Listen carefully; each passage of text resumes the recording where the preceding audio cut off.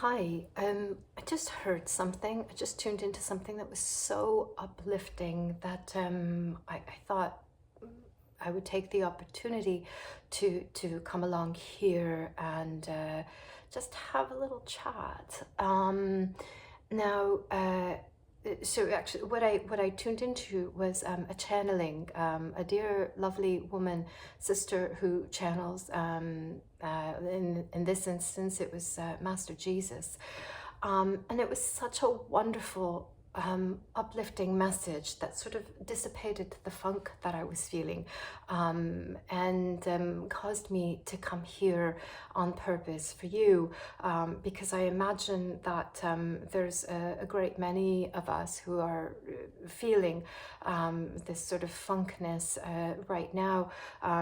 Much of it has to do with world events, be they natural or those concocted, and then also there's the activity that's happening on the sun, if you haven't tuned in, and all the sort of impacts we're about to have in the next couple of days.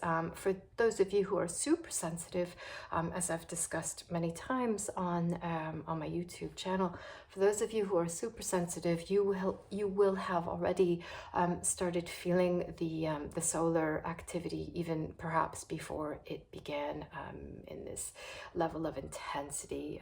I certainly do. Anyways, little bit of, actually, let's be really honest, a lot of discombobulation, sort of confusion and out of sortsness.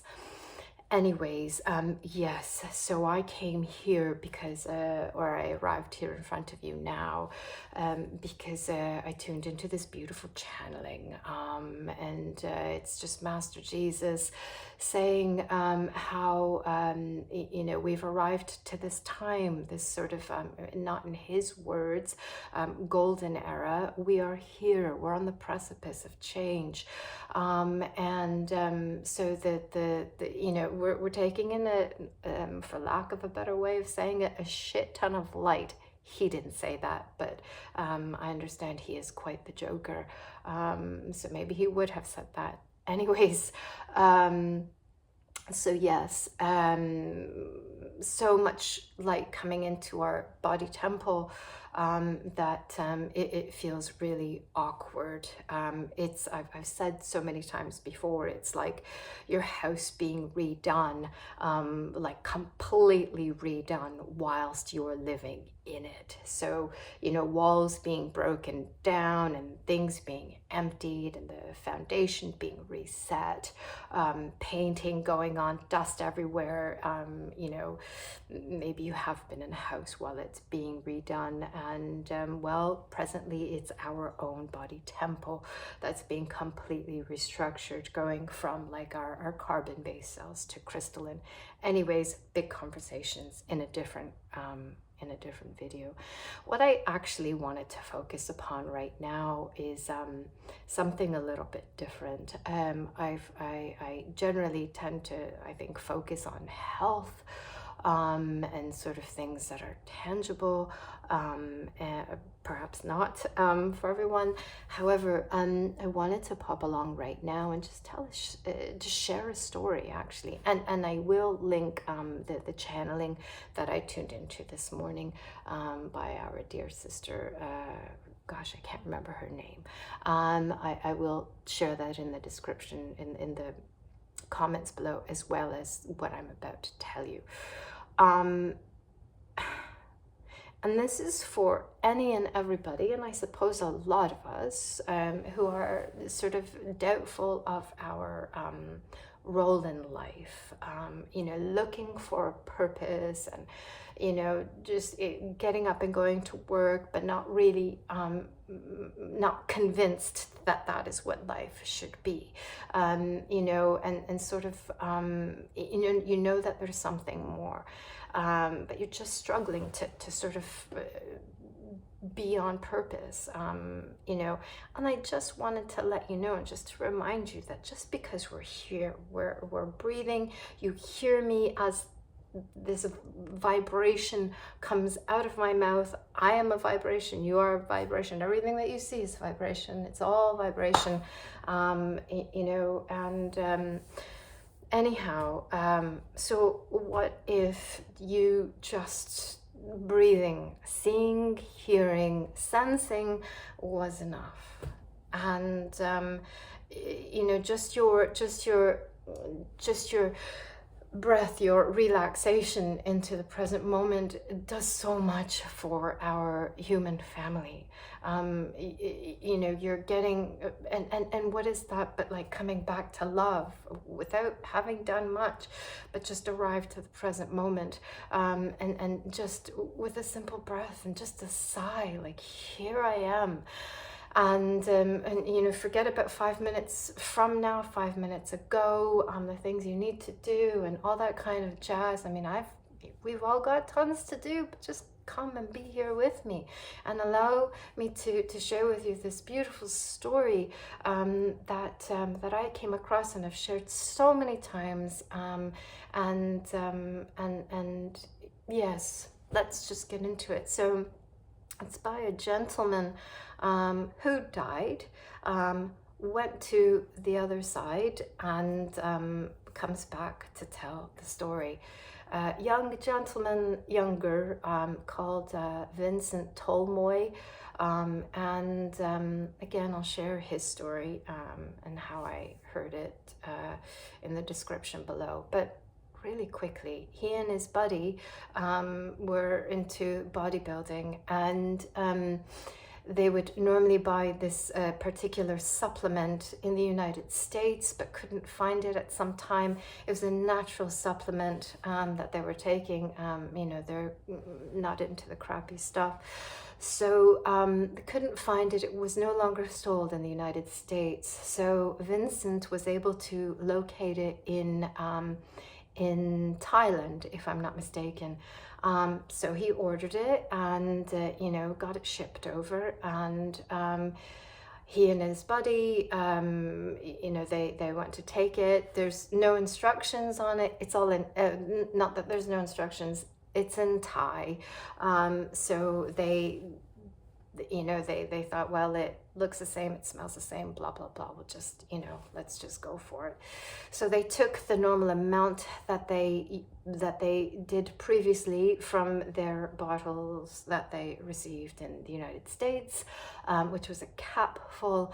And it turns out that that capful was 20 times more potent than their normal amount that they would take in that in the capful from the US supplement. Anyways, their bodies started to shut down like immediately. They didn't know that. So he and his buddy are like, well, you know, we ought to get some food to help anchor in what we've just taken. So they proceed to jump into the car.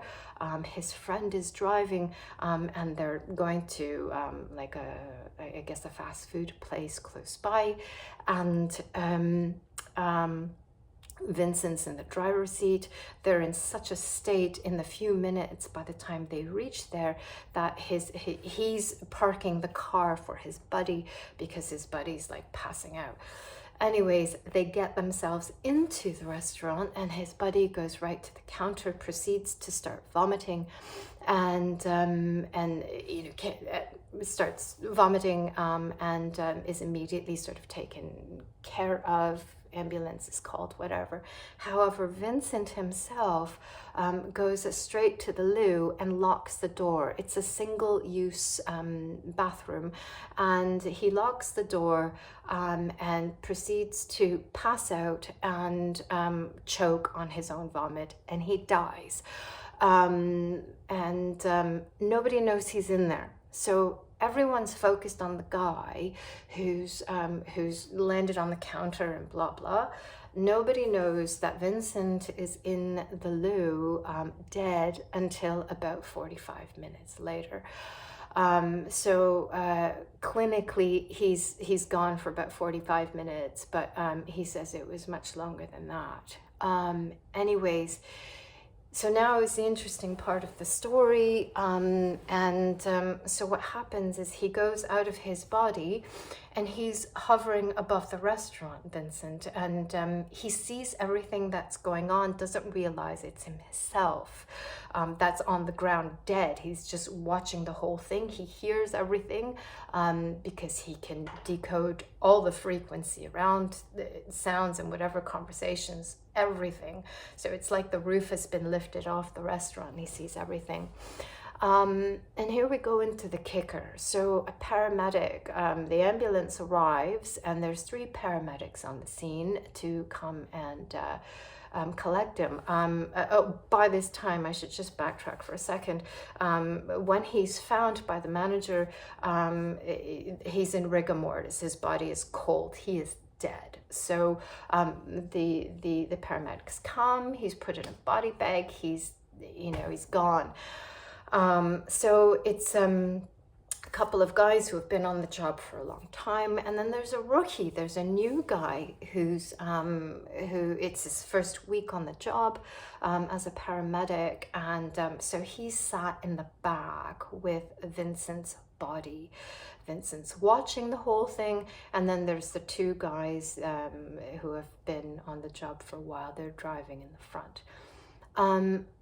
So this is where it gets really interesting, because so Vincent's seeing all of this as spirit, and the kid in the back who's brand new is thinking to himself like, oh man, like why couldn't I do anything more for this guy? Like, geez, he's young, blah blah blah, whatever. And if I tell the story correctly, and it's along these lines. So he's sat in the back and he's feeling really horrible that they couldn't save him. And in the moments that he starts to feel horrible, his heart starts to glow, or his heart area, I should say. And Vincent is seeing this from his broader upper perspective. And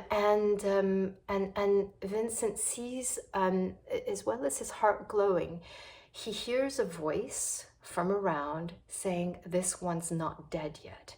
And no idea where the voice is coming from. However, as he hears the voice, he notices that paramedic noticed the voice as well. He kind of jolts and, like, what the heck, did I just hear that? But then he doubts the voice. He doubts himself that he heard it, and he just slumps over again. He's just like, oh shit, no, I'm imagining things. And so the voice comes again, but even louder. And this time Vincent describes it as a booming voice from behind him. He's not, it's just from behind him. And the kid immediately it's like he doesn't think, and he just rips open the body bag, and at this time his heart is glowing huge. It's much more than it was before.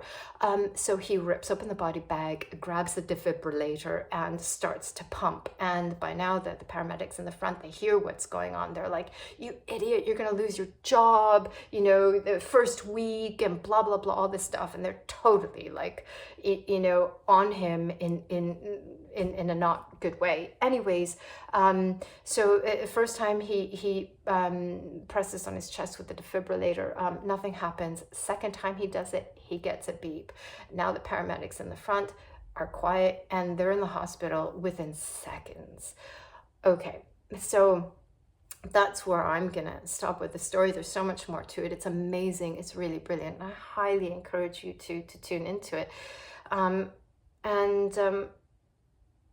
Obviously Vincent comes back to tell the story. I think he's written a book and all kinds of stuff. However, when I heard that, when I saw that, and I watched it again and again, my mind kept going to that glow in the heart, and how much of an impact we have on each other without even knowing it. Like, that smile that you give to someone who's not smiling when you walk by them, you have no idea how much of an impact you have.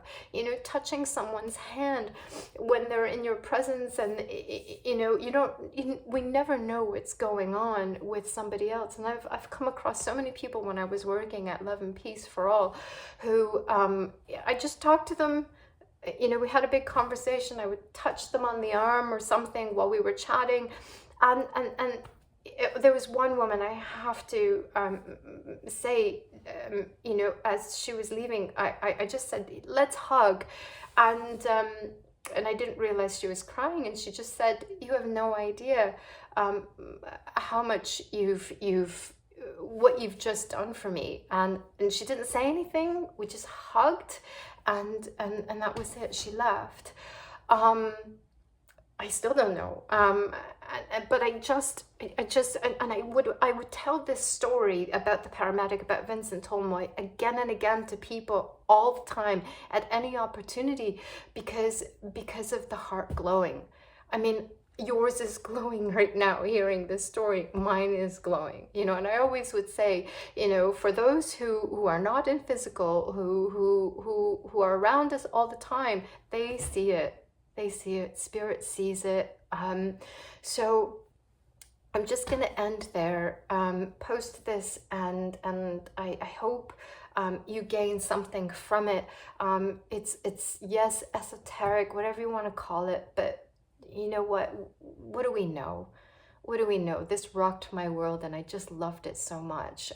Whether you believe in reincarnation or anything like that, don't you want to believe a story like this? Anyways, so much love to you. Be well. Take care of yourselves. The next couple of days, especially 30th of November and going into the 1st, we're experiencing a lot of solar activities. So just a reminder that your cardiac health is impacted, cognition is impacted. So, you know, kids, even animals and stuff like that, big deal. So, don't know if that just recorded. Okay. So yeah, just be good to yourselves. Drink lots of water to keep yourselves hydrated. Eat well, the best that you can, with what's available to you, and just keep breathing back into the present moment, and judge not. I love you. God bless you. And until next time, see you later.